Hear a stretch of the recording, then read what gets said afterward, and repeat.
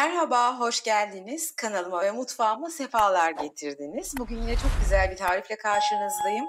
2 adet nefis bostan patlıcanım var. Bu bostan patlıcanlarından çok güzel, değişik bir kumpir yapacağız.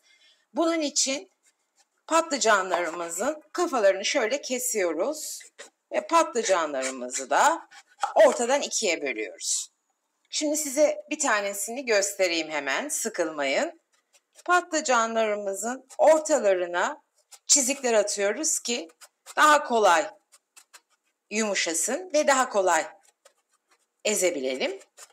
Çok lezzetli, değişik, güzel bir yemek oluyor bu arkadaşlar. Ben de birkaç kere yaptım, denedim. Bayıldık. Hem gençlerin hem çocukların çok beğeneceği bir tarif. Umarım siz de dener, evinizde bu lezzeti tadarsınız. Patlıcanlarımı hepsini 2 adet var zaten. Toplamda 2'ye bölünmüş 4 adet patlıcanım olacak ve tepsime koyacağım.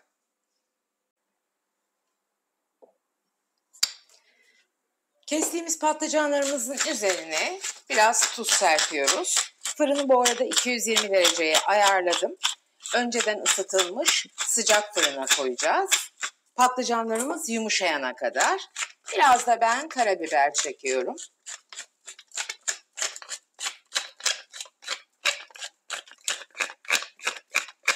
Evet, hemen şöyle birkaç damla patlıcanlarımızın üzerine zeytinyağı döküyorum. Bir fırçamın yardımıyla da her tarafına bulaştırıyorum. Şimdi fırına vereceğim. Yumuşasın, çıksın. Görüşeceğiz. Patlıcanlarımız fırında pişerken biz de 200 gram yarım yağlı döş kıymamızı bastıra bastıra kavuruyoruz tavamızda. Hiç yağ koymuyoruz, soğan da koymuyoruz. Sossuz kıyma kavuruyoruz sadece. Evet, kıymalarım gördüğünüz gibi gayet güzel kavruldular, olmak üzereler. Şimdi hemen birazcık tuz, biraz da karabiber çekmek istiyorum. Dediğim gibi soğan, salça ya da sarımsak, sos koymuyoruz. Sadece et gibi lezzetlendirip kıymamızı kavuruyoruz. Bu şekilde çok lezzetli oluyor, çok hafif oluyor. Olmak üzere kıymam. 1-2 dakika daha karıştırarak pişireceğim. Tamamdır.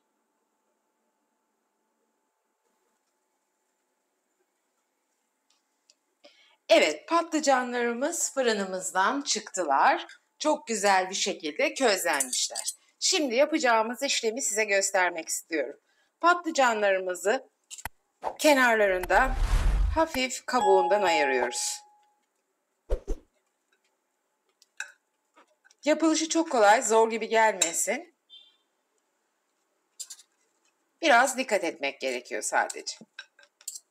Evet, şimdi bu kabuğundan ayırdığımız patlıcanları da güzelce bir çatal bıçak yardımıyla, görüyor musunuz? Püre gibi çok kolay, hemen çok güzel eziliyor.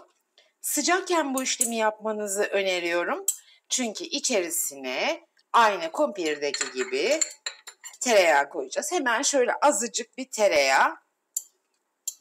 Tereyağıyla güzelce karıştırıyoruz, lezzetlendiriyoruz. Gördüğünüz gibi ben mizanplasımı yaptım. Hemen 1 kaşık kadar kaşar peyniri koyuyoruz. Güzelce kaşar peynirimizi de karıştırıyoruz. Eritiyoruz ve lezzetlendiriyoruz. Anında eriyor zaten. Aynı kumpir oluyor arkadaşlar. Patlıcandan yapılmış oluyor. Patlıcan sevenler kumpiri bir de patlıcanla denesinler. Çok leziz. Biz bayıldık şahsen. Umarım siz de çok seversiniz. Evet, oldu bile. Bu kadar basit arkadaşlar. Kıymamız kenarda, sıcak hala. Sıcakta tuttuk. Şimdi kıymamızdan üzerine bir 2 yemek kaşığı kadar koyuyoruz. Ben kıyma tercih ettim. Çünkü karnıyarık gibi kıyma çok yakışıyor patlıcana. Ama arzu edenler zeytin, yeşil zeytin, siyah zeytin, sosis, salam ne isterse koyabilirler. Şimdi biraz da minik minik küp küp doğradığım salatalık turşularımı, kornişon turşularımı koyuyorum. Çok azıcık da hemen şöyle haşlanmış mısırım var. Mısırı koyuyorum. Kumpir dedik çünkü. Kumpir gibi böyle çeşitli karışık olsun arzu ediyorum. Siz dediğim gibi arzu ettiğiniz her türlü malzemeyi koyabilirsiniz. Ama bu şekilde daha hafif, daha leziz oluyor. Biraz da şöyle üzerine minik doğradığım maydanozları koyuyorum.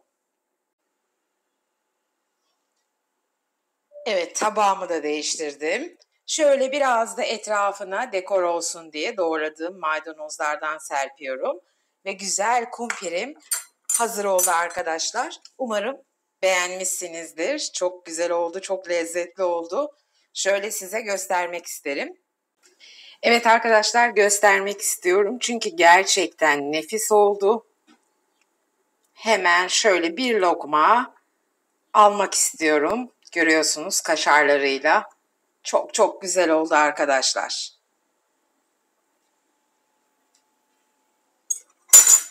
Gerçekten çok leziz olmuş.